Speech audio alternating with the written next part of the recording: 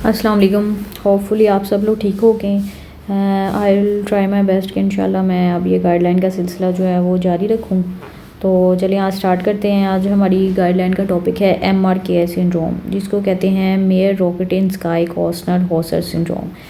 ठीक है, तो इसमें सबसे पहले इंट्रोडक्शन देख लेते हैं। इंट्रोडक्शन में इन्होंने बताया कि basically it's a malformation of complex characterized by congenital absence of upper two third of the vagina and absent और rudimentary uterus and normal secondary sexual characteristics and 46XX के यूटाई। ये आपने जो है ना इंपॉर्टेंट चीज़ें याद रखनी है कि इसमें अपर two third of the vagina वो कंप्लीट जो है एब्सेंट होगा, यूट्रस एब्सेंट भी हो सकती है, रूडिमेंट्री भी हो सकती है।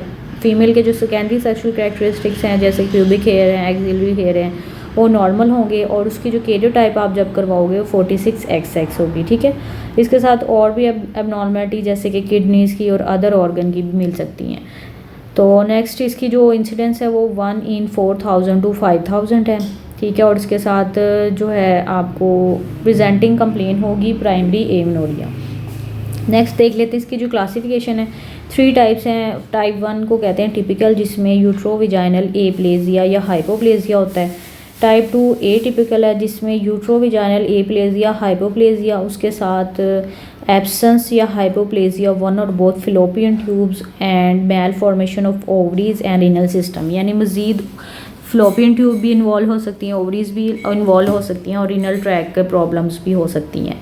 जो थर्ड टाइप है वो MURCS एक सिंड्रोम है, जिसके अंदर मिलेरियन डक्ट एप्लेजिया होगा, रीनल डिस्प्लेजिया होगा और सर्वाइकल सोमाइट एबनॉर्मेलिटीज़ होंगी। ठीक है, और साथ में यूट्रोविजाइनल एप्लेजिया, हाइपोप्लेजिया और malformation of skeletal system, heart और muscular weakness and renal malformation होगी। ठीक है, नेक्स्ट इसकी जो एम्ब्रियोलॉजी है उसमें जो है उससे पहले मैं आपको ये यूट्राइन एबनॉर्मेलिटीज़ की क्लासिफिकेशन का एक टेबल है कि अगर कोई आपसे पूछे कि कोजेंटल यूट्राइन एबनॉर्मेलिटीज़ की कितनी टाइप्स हैं तो वो 7 टाइप इसकी हैं। एक नंबर 1 यूट्राइन एजेनेसिस होगी, नंबर 2 यूनिकॉर्नोइड यूट्रस मिल सकती है, वो क्लास 2 है। क्लास 3 में यूट्रस डाइडेल्फस होगा, क्लास 4 में बाइकार्नोइड यूट्रस होगी, क्लास 5 में सेप्टेड यूट्रस होगी, क्लास 6 में आर्कोइड यूट्रस होगी और क्लास 7 के अंदर टी शेप यूट्रस है रिजल्टिंग फ्रॉम यूज़ ऑफ डाइएथाइल स्टीलबेस्ट्रोल। इसकी जो एम्ब्रियोलॉजी में ये होता है कि बेसिकली जो मेल है उसमें वाई क्रोमोसोम के ऊपर SRY जीन होता है, जिससे वो टेस्टिस में डेवलप हो जाता है और in the absence of Y chromosome जो है वो गोनेड्स ओवरीज में डेवलप हो जाते हैं और मुलेरियन डक्ट जो है वो फिर आगे फर्दर फिलोपियन ट्यूब, सर्विक्स और upper part of the vagina बनाता है। ठीक है, और वोल्फियन डक्ट डीजनरेट हो जाती हैं। नॉर्मली फीमेल के अंदर 6 वीक्स के ऊपर ही सिलोमिक एपिथेलियम की इन्वेजिनेशन के साथ जो है वो मुलेरियन डक्ट अपीयर होना शुरू हो जाती हैं और ये लेटरल टू वोल्फियन डक्ट होती हैं। और जैसे 12 वीक आता है तो ये दोनों साइडों की जो मुलेरियन डक्ट हैं वो फ्यूज़ होना शुरू हो जाती हैं। ठीक है, इसमें MRKS सिंड्रोम में क्या होता है, इसमें कंप्लीट या partial failure of development of Mullerian duct system का होता है। ठीक है, अगर तो उसका कॉडल पार्ट की फेलियर ऑफ डेवलपमेंट होगी तो विजाइनल एजेनेसिस हो जाएगी, अगर उसके मिडल पार्ट की प्रॉब्लम होगी तो यूट्रस एब्सेंट होगी और अगर उसके अपर पार्ट की मेल डेवलपमेंट होगी तो फिलोपियन ट्यूब्स एब्सेंट होंगी। ठीक है, और इसके साथ और प्रॉब्लम्स भी हो सकती हैं जैसे कि स्केलेटल मैलफॉर्मेशन है। ये जो बेसिकली इसमें क्या होता है कि सर्वाइकल, लोअर सर्वाइकल और अपर थोरेसिक जो सोमाइट्स होते हैं जो वर्टिब्रा और मसल ऑफ द बैक बनाते हैं तो उनकी प्रॉब्लम्स आ जाती हैं। ठीक है, एनाटॉमिकल एबनॉर्मलिटी यही वो जो टाइप्स हमने पहले पढ़ी हैं कि टाइप 1 के अंदर जो है caudal portion of Mullerian duct involve होती है, जिसमें क्या होता है कि रोडिमेंट्री जो है बर्ड भी हो सकते हैं यूट्राइन के। ठीक है, फ्लोपियन ट्यूब नॉर्मल होगी और upper part of the vagina absent होगा। ठीक है, जो टाइप 2 है उसके अंदर एसिमेट्रिकल हाइपोप्लेजिया होता है, इसमें जो है वो विद और विदाउट हाइपोप्लेजिया वन और बोथ फिलोपियन ट्यूब भी इन्वॉल्व हो जाती है। इसमें रूडिमेंट्री यूट्रस होती है विद फंक्शनल एंडोमेट्रियम, ये तकरीबन 25% केसेस में होता है। ठीक है, और ओवरीज भी एब्सेंट हाइपोप्लास्टिक या एक्स्ट्रा पेल्विक हो सकती हैं 10 to 15% केसेस में। ठीक है, ये टाइप 2 की बात हो रही है। जो अदर ऑर्गन इन्वॉल्वमेंट है उसमें रीनल की 40% होती है, स्केलेटल की 12 to 20% होती है और ऑडिटरी 10 to 25% होती है और रियरली जो है ना कार्डिक मैलफॉर्मेशन और टेट्रोलॉजी ऑफ फैलेट और पीडीए और ट्रंकस आर्टरी ऑसियोसिस वगैरह रिपोर्ट हुए हैं, ठीक है। तो एटियोलॉजी इसकी जो है ना इसकी अननोन है, इसमें टेराटोजन कोई भी आइडेंटिफाई नहीं हुआ बेसिकली। और इसकी अगर फैमिलियल देखें तो ये ऑटोसोमल डोमिनेंट इनहेरिटेंस भी देखी गई है, ठीक है। इसके अंदर एक WNT4 जीन आइडेंटिफाई हुआ है, अगर कोई वुमेन प्रेजेंट करती है प्राइमरी एमेनोरिया और हाइपर एंड्रोजिनिज्म के साथ, तो उसके अंदर रिपोर्ट हुआ है, ठीक है। नेक्स्ट जो अब इंपॉर्टेंट चीज़ें देख लेते हैं कि इसकी जो क्लिनिकल प्रेजेंटेशन है वो कैसे होगी। 70 to 80% केसेस में ना प्राइमरी एमेनोरिया होगा, यानी उसको मेंस्ट्रुएशन स्टार्ट ही नहीं होगी, ठीक है। और उसके सेकेंडरी सेक्सुअल करैक्टरिस्टिक्स सारे नॉर्मल होंगे। जब आप उसका एग्जामिनेशन करोगे तो शॉर्ट ब्लाइंड एंडेड विजाइना होगी, ठीक है। जनरल एग्जामिनेशन पे आपको मस्कुलोस्केलेटल एब्डोमिनलिटीज़ मिल सकती हैं, ठीक है। और एंडोमेट्रियम फंक्शनिंग भी हो सकती है, जिसकी वजह से पेशेंट को ना साइक्लिकल एब्डोमिनल पेन होगी। तो इससे फिर आपको ये हमारी जो है वो ट्रीटमेंट इसका ये होगा कि हमें वो जो यूट्रस का हॉर्न मौजूद है उसको रिमूव करना पड़ेगा, ठीक है।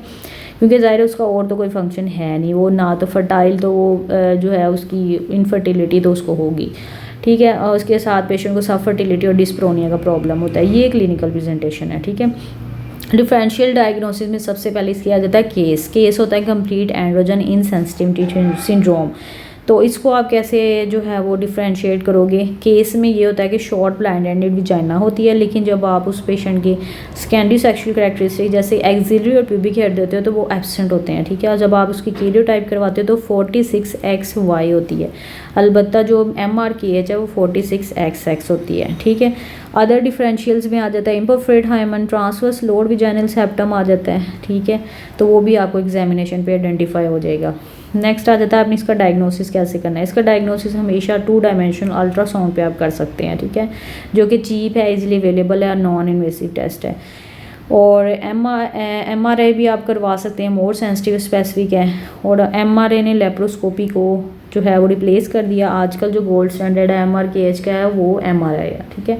इसके अलावा आप एंडोक्राइन प्रोफाइल भी करवा सकते हैं, कैरियोटाइप भी करवा सकते हैं, ठीक है, जिससे आप डिफ्रेंशिएट कर सकते हैं कि केस है या MRKH है, ठीक है।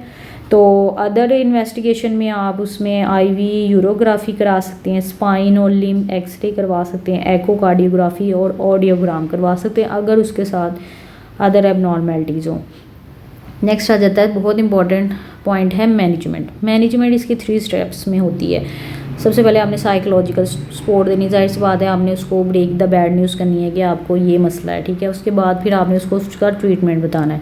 ट्रीटमेंट ऑप्शन में नॉन सर्जिकल मेथड आ जाते हैं और सर्जिकल मेथड है। वो किस लिए, वो आपने उसकी जो है ना जाहिर से ब्लाइंड एंडेड विजाइना उसकी जो है मैरिटल लाइफ को मेंटेन करने के लिए आप उसको न्यू विजाइना क्रिएट करना पड़ेगी, ठीक है। और तीसरी चीज़ आ जाती है उसकी फर्टिलिटी प्रॉब्लम, ठीक है। तो वो हम आहिस्ता आहिस्ता डिस्कस करते हैं। सबसे पहले आप उसको जब बताओगे कि आपका डायग्नोसिस MRKH सिंड्रोम है, ठीक है, जिसके अंदर जो है यूट्रस एब्सेंट होती है, तो उसमें ये होगा कि आपको मेंसेस नहीं आएंगे, ठीक है। दूसरी बात ये कि आपके बच्चे नहीं होंगे, ठीक है, लेकिन मैरिटल लाइफ आप अपनी जो है वो कर सकते हो, ठीक है, मेंटेन। तो उसमें ये होगा कि आपने इसको साइकोलॉजिकल सपोर्ट देनी है, ठीक है। पेशेंट के लिए बहुत ज़्यादा डिवास्टेटिंग ये एक न्यूज़ है एडोलेसेंट में, ठीक है। उसको बहुत ज़्यादा साइकोलॉजिकल और सोशल और रिप्रोडक्टिव इम्प्लीकेशन इसके होंगे, ठीक है। तो सेंसिटिवली आपने उसका जो है वो डायग्नोसिस को एक्सप्लेन करना है, ठीक है, ताकि उसकी जो है वो सेल्फ एस्टीम मेनटेन रह सके।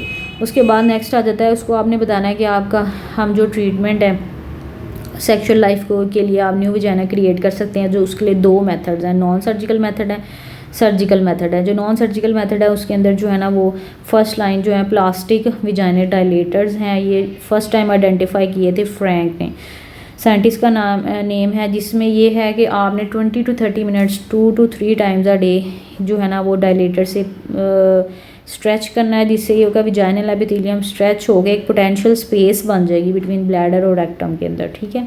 तो इसकी जो सक्सेस रेट है वो 81 से लेके 88% तक है। उसके बाद इन ग्राम ने मॉडिफाइड फ्रैंक टेक्निक यूज़ की थी by using a bicycle seat mounted on a stool to facilitate the perineal pressure.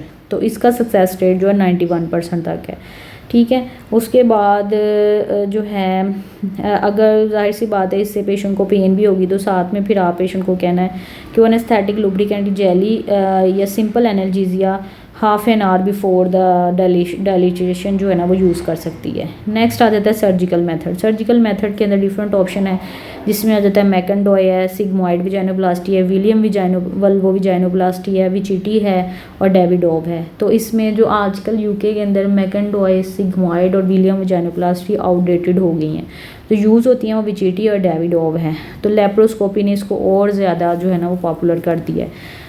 अब सबकी थोड़ी थोड़ी डिटेल कर लेते हैं। मैकेंटॉय में ये होता है कि आप जो है ना न्यू विजाइना क्रिएट करते हैं ब्लैडर और रेक्टम के दरमियान। तो इसके अंदर जो स्प्लिट स्किन ग्राफ्ट होता है ना वो पेशेंट के अपने ही स्किन से यूज़ होता है, जैसे कि थाई से आप ले लेते हो, ठीक है, वो मोल्ड के ऊपर आप लगाते हो और उसको इंसर्ट कर देते हो न्यू विजाइना क्रिएट करके 3 मंथ्स के लिए, ठीक है। उसके बाद पेशेंट को कहना है कि वो डायलेटर रेगुलरली यूज़ करे। लेकिन इसका डिसएडवांटेज ये है कि इससे विजाइनल स्टेनोसिस हो जाती है, परफोरेशन हो जाती है और ग्राफ्ट फेलियर हो सकता है, या जहाँ से आपने ग्राफ्ट लिया है वहाँ स्कारिंग हो जाएगी, ठीक है। उसके बाद जो सिग्माइड विजाइनोप्लास्टी, उसमें ये होता है कि सिग्माइड का डिसेक्टेड पोर्शन लेते हैं और उसको विद वास्कुलर पेरिडिकल, और इसको जो है इंट्राइटस के लेवल पे जो है ये न्यू विजाइना बनाते हैं और उसका अदर एंड को क्लोज कर देते हैं, ठीक है। लेकिन इसके डिसएडवांटेज ये है कि क्रोनिक विजाइनल डिस्चार्ज हो सकता है, फाउल ऑर्डर हो सकती है, स्टेनोसिस हो सकती है, या risk of developing of adenocarcinoma in the graft हो सकता है, ज़ाहिर आपने गट से लिया है। विलियम वल्वो विजाइनोप्लास्टी जो है ना इसमें जस्ट ये होता है कि हॉर्सशू शेप्ड इंसिजन देते हैं पेरिटोनियम पे, और लेबिया मजोरा के ही जो स्किन फ्लैप्स हैं ना उनको आप क्लोज करके तो एक पाउच क्रिएट कर देते हो, ठीक है। लेकिन ये साइकोलॉजिकली पेशेंट के लिए एक ज़ाहिर ट्रॉमा होता है उसका, वो एनाटमी डिस्टर्ब हो जाती है, ठीक है। अब जो बेसिक हैं वो हैं विचिटी।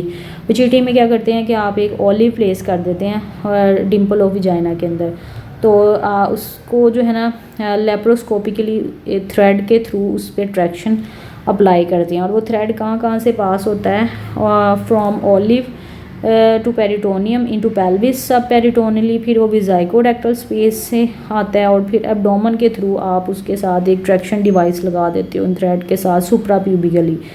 तो ग्रेजुअली जो है ना इससे ट्रैक्शन अप्लाई होती है, जिससे डेली जो है ना 1 to 1.5 सेंटीमीटर की इन्वेजिनेशन प्रोड्यूस होती है, और 7 to 9 डेज़ के अंदर न्यू विजाइना क्रिएट हो जाती है। उसके बाद आप जो ऑलिव या ट्रैक्शन डिवाइस को रिमूव कर देते हो जब पेशेंट की 7 to 8 सेंटीमीटर की लेंथ की विजाइना क्रिएट हो जाती है।